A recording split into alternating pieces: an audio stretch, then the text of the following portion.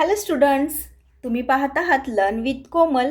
आज आपण इयत्ता 10वीसाठी बघणार आहोत आत्मकथन. आत्मकथन म्हणजेच काय, तर एखादं पुस्तक, एखादं झाड आपल्या स्वतःचं मन मोकळं करत असतात.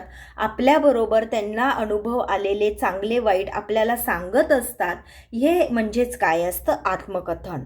त्यामध्ये आज आपण कोणाचं आत्मकथन बघणार आहोत, तर पुस्तकाचे आत्मकथन.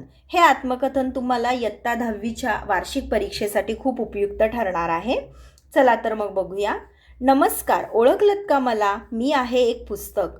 मला आज माझे मन तुमच्यापुढे मोकळे करायचे आहे. पुस्तक काय म्हणतं आहे, मला ओळखलत का? मी एक पुस्तक आहे आणि आज मी काय करणार आहे, माझं मन तुमच्यापुढे मोकळं करणार आहे.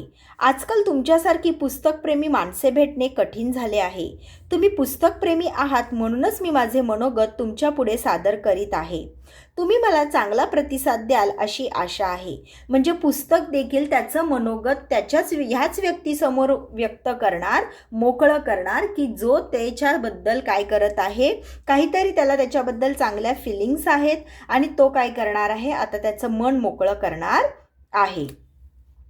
माझी जन्मकहाणी खूपच मनोरंजक आहे. माझे नाव आहे बटाट्याची चाळ. मराठीतील सुप्रसिद्ध लेखक पु ल देशपांडे यांच्या विनोदबुद्धीतून माझी निर्मिती झाली, याचा मला अभिमान आहे. आता हे कोणतं पुस्तक आहे? बटाट्याची चाळ, जे मराठीतील सुप्रसिद्ध लेखक पु ल देशपांडे यांनी लिहिलेलं आहे. आणि हे पुस्तक कसं आहे? खूप मनोरंजक आहे. आणि पुस्तक काय म्हणतंय, की माझी निर्मिती पु ल देशपांडे यांनी केली, याचा मला फार अभिमान आहे. कारण लेखकाने आपल्या प्रतिभा संपन्नतेमुळे माझी सुंदर रचना केली. छपाईसाठी मला छापखान्यात देखील पाठवले गेले. छापखान्यात गेल्यावर मला अनेक दिव्यातून पार पडावे लागले.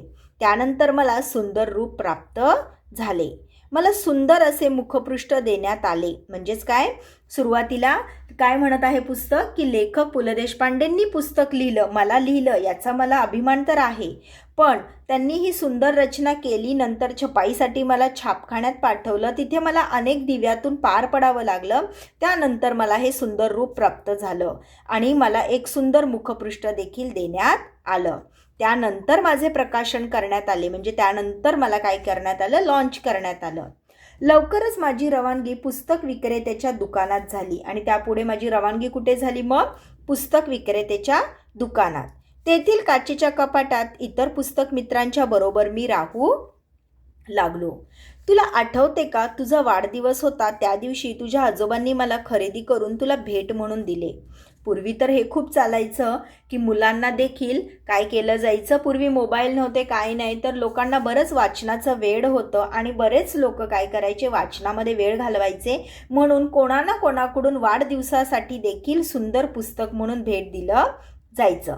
तसंच काय म्हणत आहे पुस्तक, की तुझा वाढदिवस होता, त्या दिवशी तुझ्या आजोबांनी मला खरेदी करून तुला भेट म्हणून दिले. तुला मी अतिशय आवडलो. 4 दिवसात तू मला वाचून काढलंस. मला चांगला वाचक मित्र मिळाला, याचा त्यावेळी मला अतिशय आनंद झाला होता. हलक्या फुलक्या शब्दातून साधलेला निर्मळ विनोद माझ्यात समाविष्ट असल्याने अनेक वाचकांचा मला उदंड प्रतिसाद देखील मिळाला. यातील कथा मुंबईतील असून एक मध्यमवर्गीय वस्तीत राहणाऱ्या मित्रांच्या समूहाभोवती फिरते. मध्यमवर्गीयांच्या दैनंदिन संघर्षाचे चित्रण माझ्यात लेखकाने केले आहे. आता पु ल देशपांडेंनी बटाट्याची चाळ हे जे पुस्तक लिहिलं आहे, त्याच्यामध्ये मध्यमवर्गीयांच्या दैनंदिन, म्हणजे जे मिडल क्लास लोक असतात, त्यांच्या रोजच्या आयुष्यात जे काही त्यांचे संघर्ष चाललेले असतात, त्याचं लेखन याच्यामध्ये केलेलं आहे. माझ्यातील पात्रे साधी, बोळसट आणि अनेकदा गमतीशीर वागणारी आहेत. आता हे जे मध्यमवर्गीय लोक असतात, त्यांचं जे लेखन केलेलं आहे, ती पात्र जरी साधी भोळसट असली तरी सुद्धा काय म्हटलेलं आहे, अनेकदा गमतीशीर वागणारी देखील आहेत, ज्यामुळे वाचकांना त्यांच्याशी नाते जोडणे व विनोदाचा आनंद घेणे सोपे जाते. माझे नाटकात रूपांतरही झाले व ते रंगभूमीवर सादर करण्यात आले. आजची पिढी मोबाईलच्या आहारी गेलेली दिसते, त्यामुळे वाचन संस्कृती लयाला जाते की काय अशी भीती वाटते. म्हणजे लयाला जाते की काय, म्हणजे आजकाल मोबाईलमुळे आणि TV इतके वाढले आहेत, की त्यामुळे वाचन संस्कृती काय झालेली, लयाला जाते की काय, म्हणजे नष्टच होते की काय अशी भीती पुस्तकांना वाटायला लागली आहे. ज्ञानासारखे पवित्र या जगात दुसरे काही नाही. पुस्तकांचे वाचन करा, तुम्हाला ज्ञान मिळेल व तुमचे मनोरंजनही होईल. काय केलं पाहिजे? पुस्तकांचे वाचन केल्याने आपल्याला ज्ञान मिळणार आहे आणि ज्ञानासारखं पवित्र या जगात दुसरं काही नाही. वाचाल तर वाचाल असे म्हटले जाते. पुस्तकच बघा काय म्हणते, वाचाल तर वाचाल म्हणजेच काय की जर तुम्ही वाचन कराल, रीड कराल तरच वाचाल, पुढे भविष्यात काहीतरी मग तुम्ही वाचू शकता, कुठेही तुम्हाला अडचण येणार नाही. वाचन संस्कृती वाढीस लागली पाहिजे. आम्हा पुस्तकांची काळजी घेतली गेली पाहिजे. वाचकांनी निष्काळजीपणे आम्हाला कुठेतरी टाकले तर आमची वाईट अवस्था होते. म्हणजे पुस्तक काय म्हणतंय की वाचकांनी जर आम्हाला वाचलं नाही, इकडे तिकडे कुठेही टाकलं, रद्दीत दिलं तर आमची वाईट अवस्था होते. आम्हा पुस्तकांना कपाटात व्यवस्थितपणे ठेवा. तेलापासून पाण्यापासून आमचे रक्षण करा.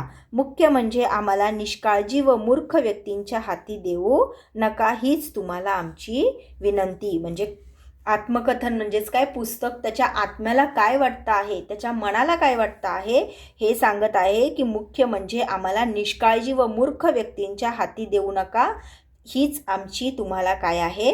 विनंती आहे. कळालंय मुलांनो?